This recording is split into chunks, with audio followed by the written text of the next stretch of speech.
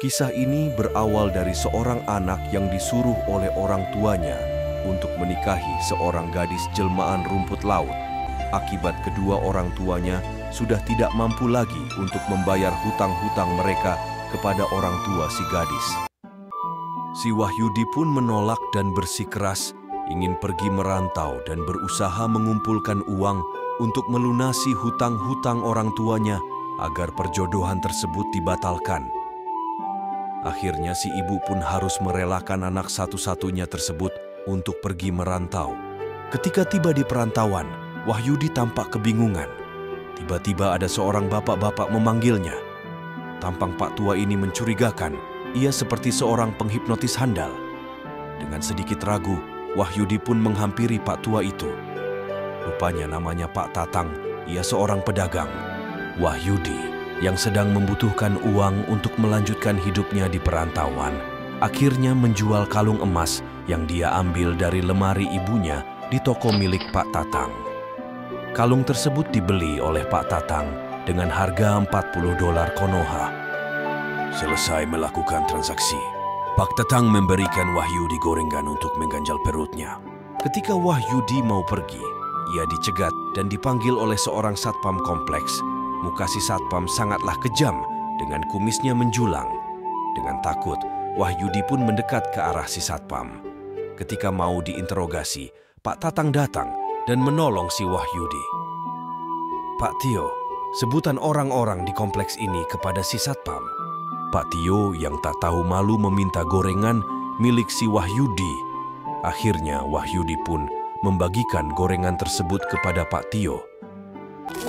Mereka memakan gorengan bersama-sama dan mulai bercerita panjang kali lebar.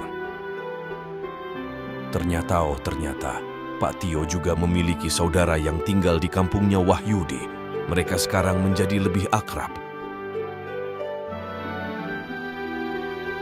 Wahyudi yang belum mempunyai tempat tinggal ditawari oleh Pak Tio untuk tinggal sementara waktu di gudang milik Pak RT.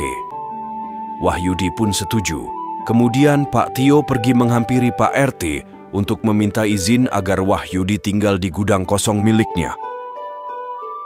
Setelah disetujui oleh Pak RT, mereka pun bergegas ke gudangnya.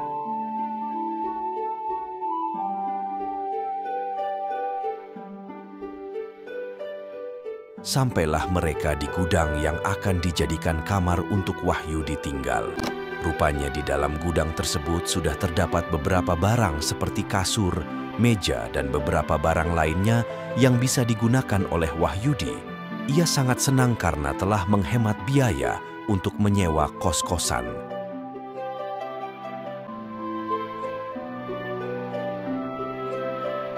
Setelah puas melihat-lihat isi di dalamnya, ia pun menaruh barang-barangnya dan kemudian bergegas untuk pergi mencari kerja agar secepatnya mendapatkan uang.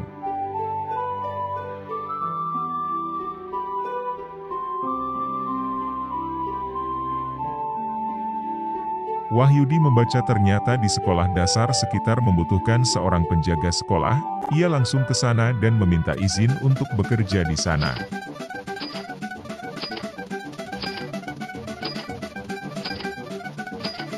Ketika pulang kerja, Wahyudi bertemu dengan Pak Tio.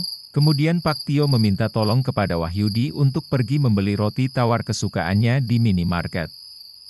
Karena jarak minimarket yang lumayan jauh, Wahyudi meminjam motor Pak Tatang untuk pergi membeli roti Pak Tio. Setelah sampai di Indomarket, Wahyudi segera masuk dan tersepona melihat gadis cantik yang menjadi kasir Indomarket tersebut.